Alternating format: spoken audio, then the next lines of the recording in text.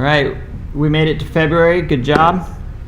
What I expected before class was that you would have read chapter 2 of What to Measure. Has anybody had any challenges getting the textbook besides me? If you still haven't got it, a lot of it is available at books.google.com. Not all of it, but most of chapters 1 and 2 is available, which can buy you some time as well. Looking forward on the calendar on Tuesday. I'll post a quiz for chapter 2. I'll cover chapter 2. Also, we're going to start doing paper assignments. So we're going to talk about the goal question metric approach today in class.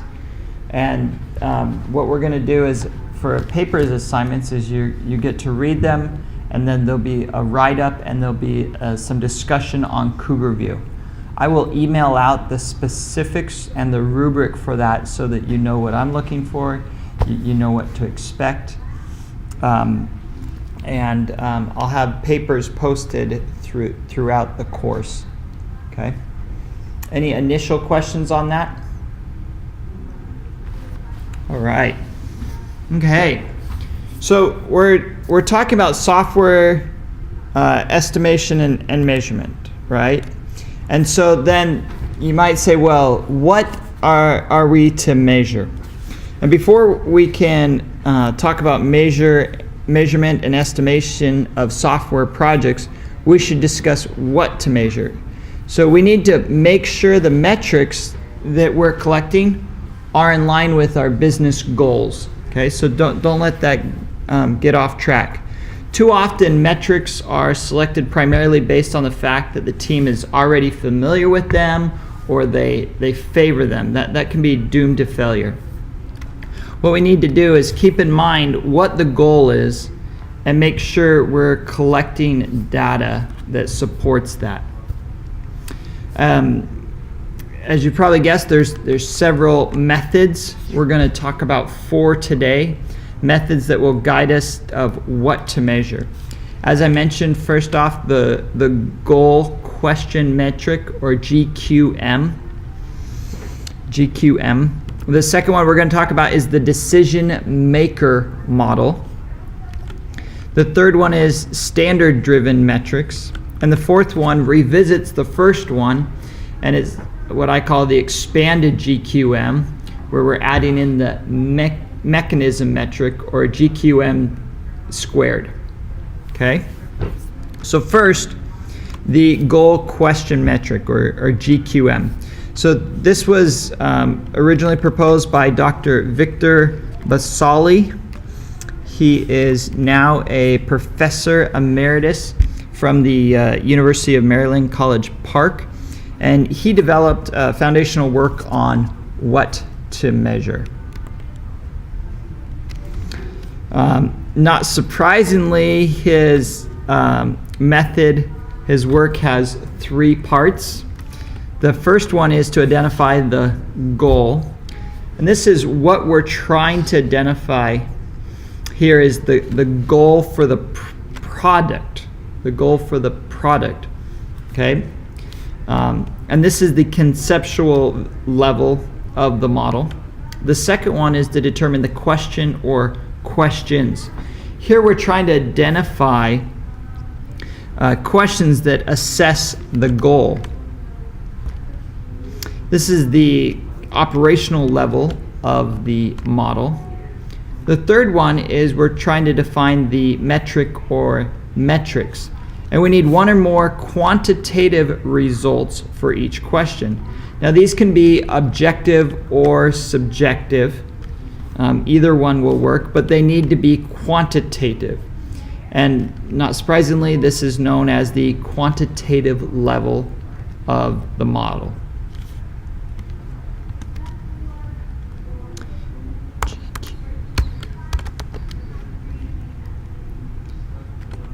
Okay, and this is illustrated here in this diagram where we have goals and we have measurements at operational level and a quantitative level. This graphic is from leadingagile.com, based on Basali's work and others, to be able to identify the goal and then have questions that support that goal, and then have metrics which assess those questions. Do you have questions?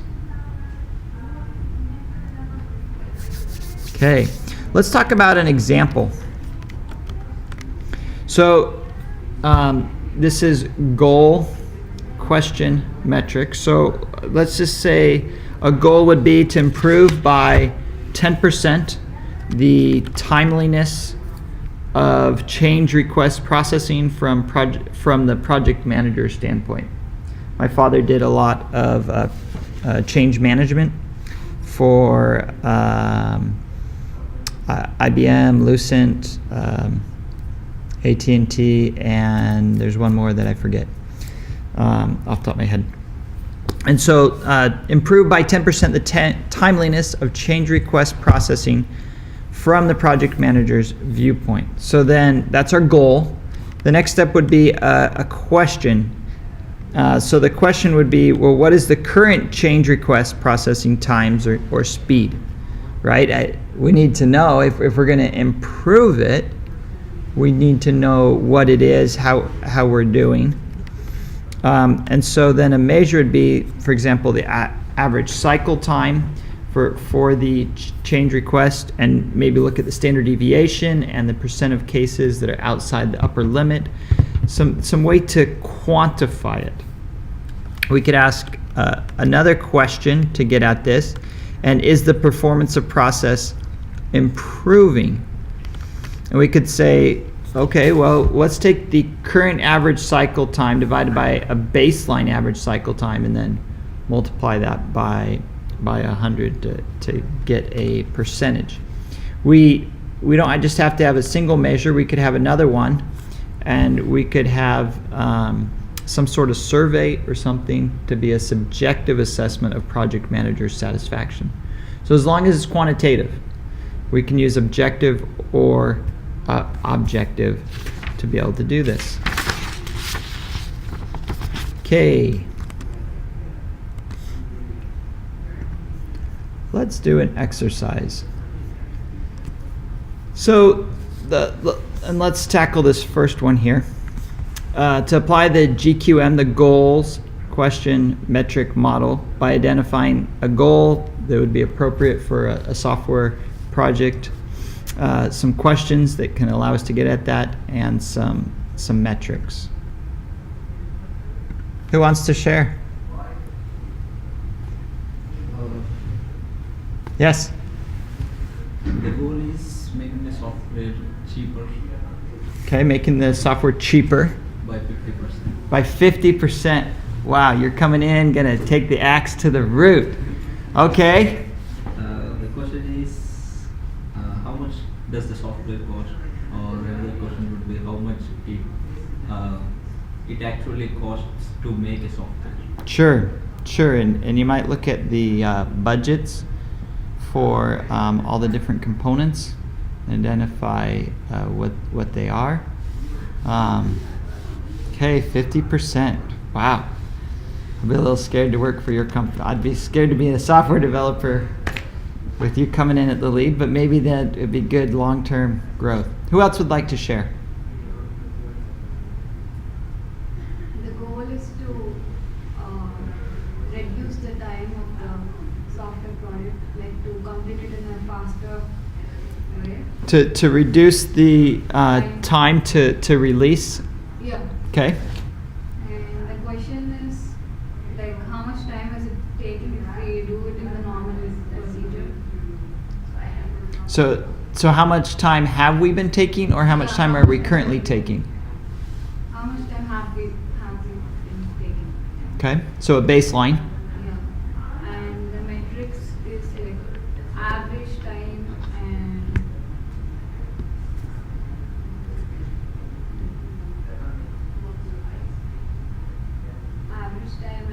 standard deviation. Okay, so I like that, and that's you can't see it, but that looks really close to what I came up with. The questions though are meant to assess the goal. So a question of what is the baseline is like background to being able to assess the goal.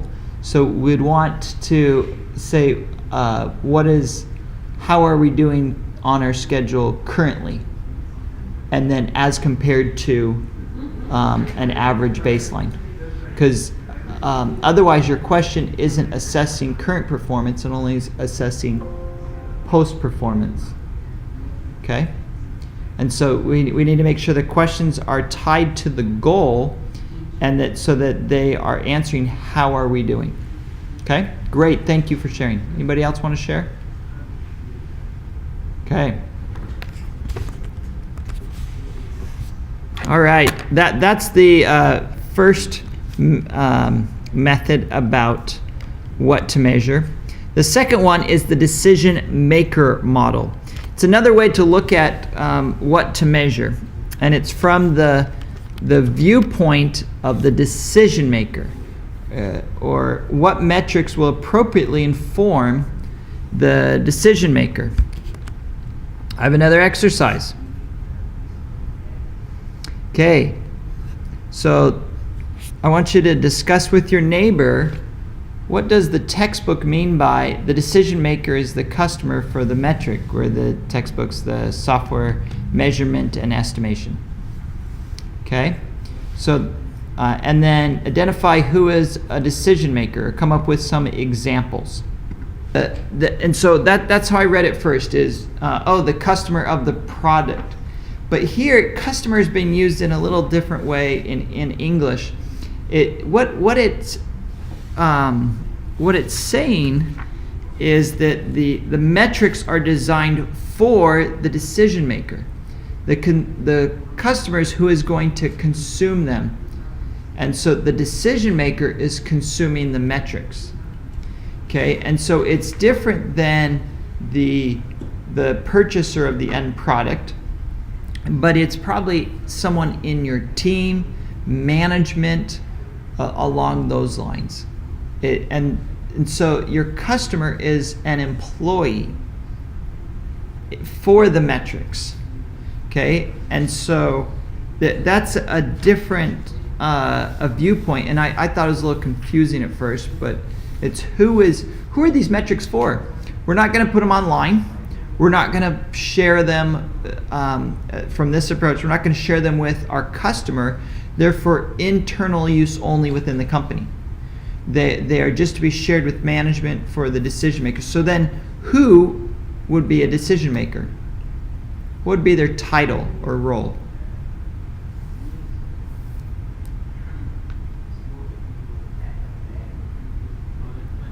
Project manager, project lead, somebody from the executive team, potentially.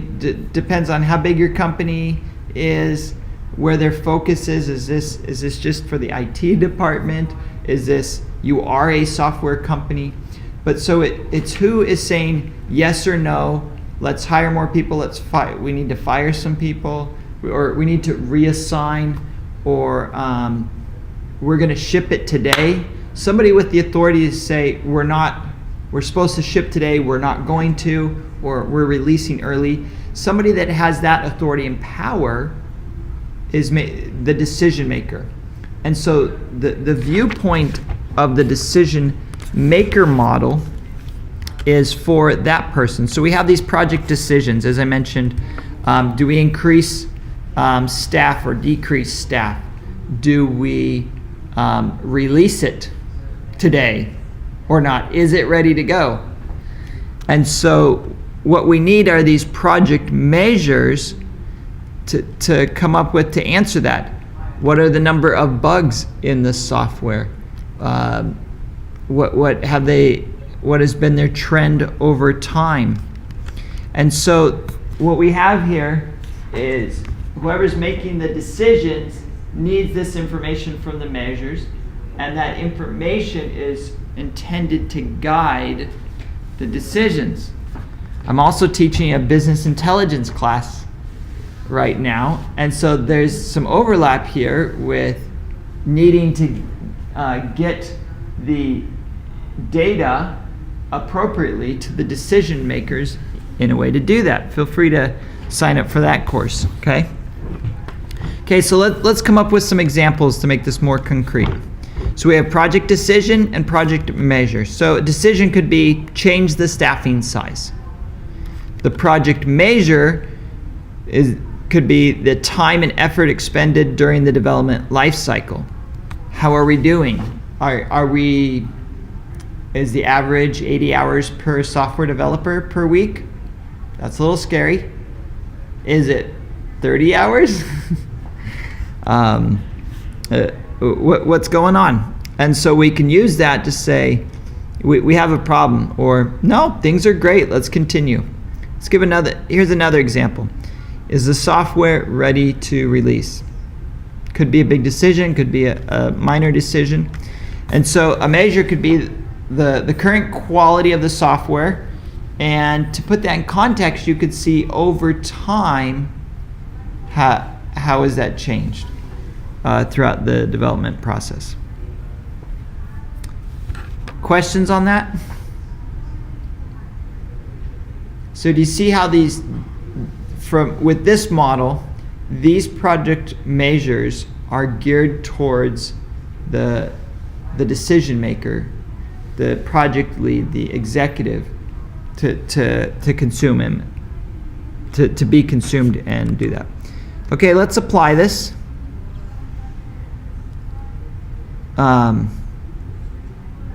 Here, identify a project decision, the project maker, and the project measures that would aid the decision maker. Okay, the second part there.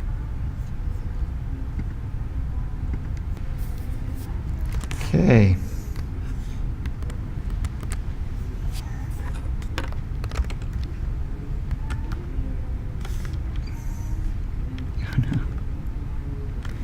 All right. Where do we leave off? So we've talked about two methods. Now we're going to talk about the standard-driven metrics.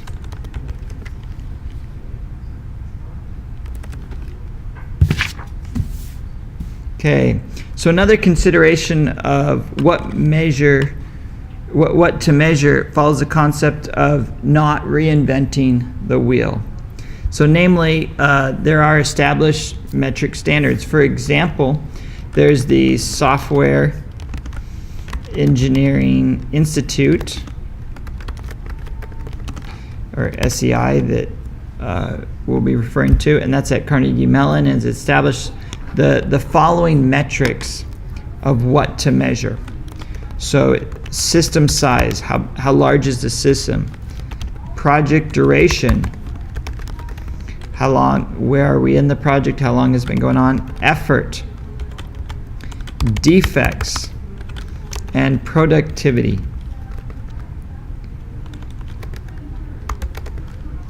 So as a general rule, you'd want to collect at least these metrics.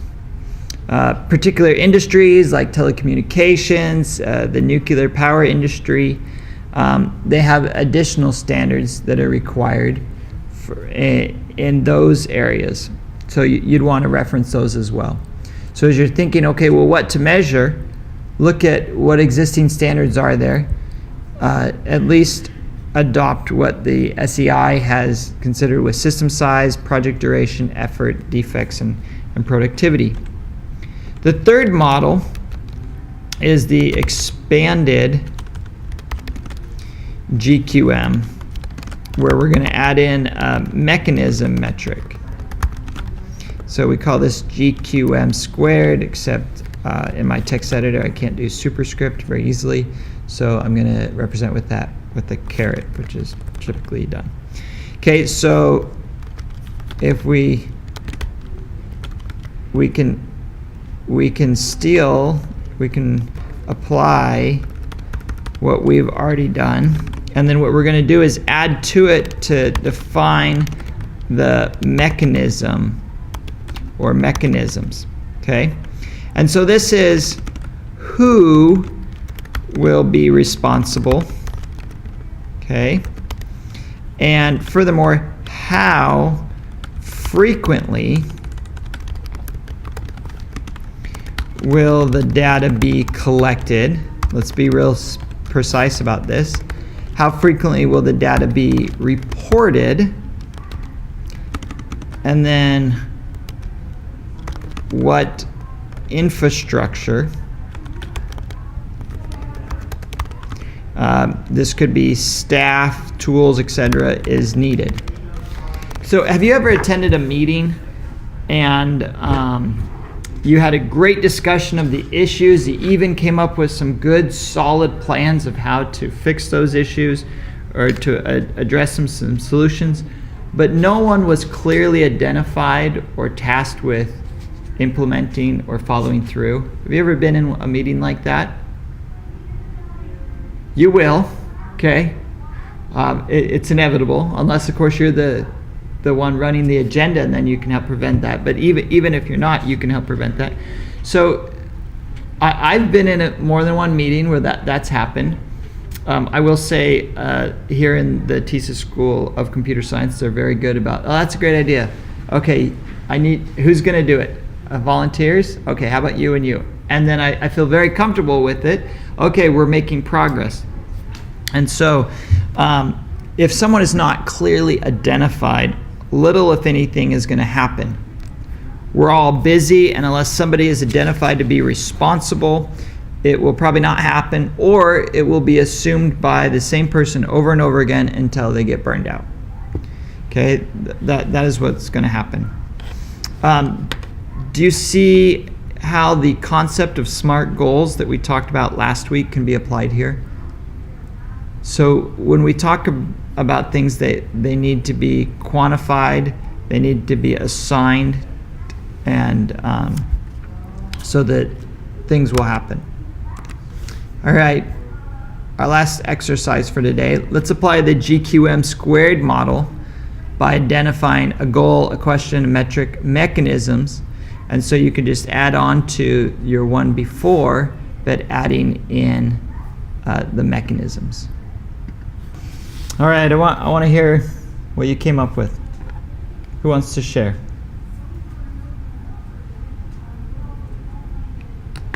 So we're adding in the mechanisms here so that we can ensure it's going to happen. Anybody want to share?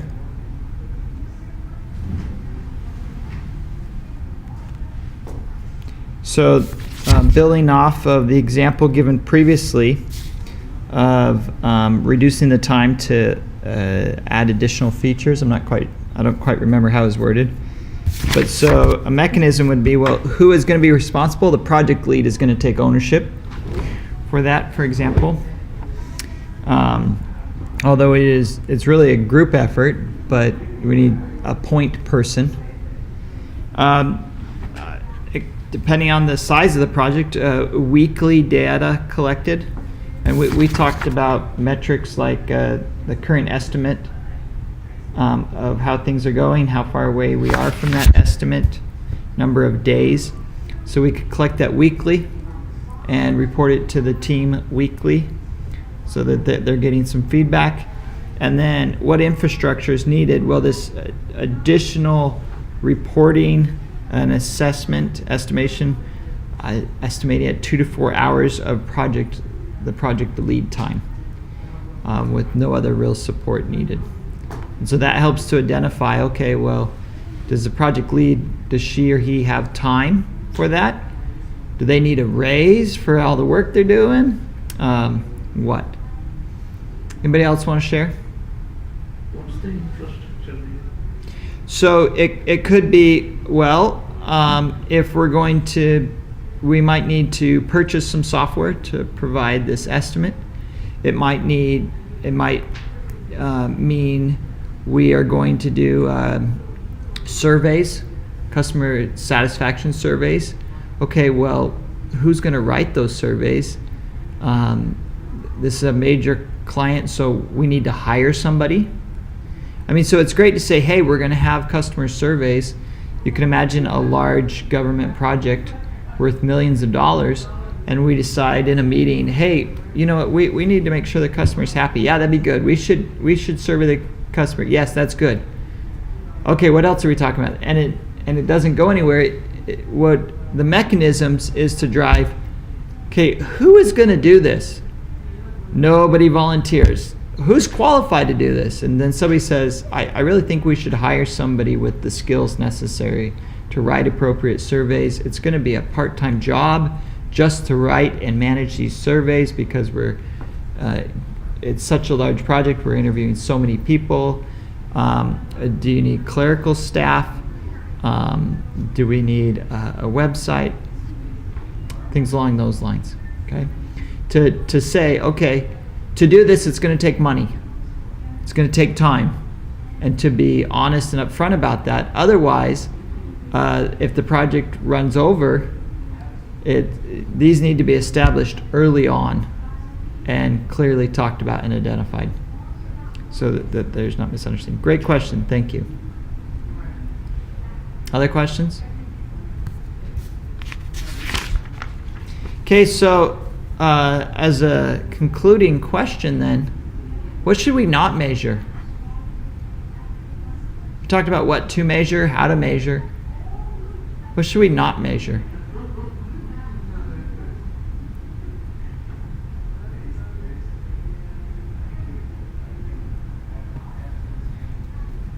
Because if we can clearly define what not to measure, then we can avoid measuring that, or we can identify, oh, hey, this falls in the category of something we shouldn't spend time measuring.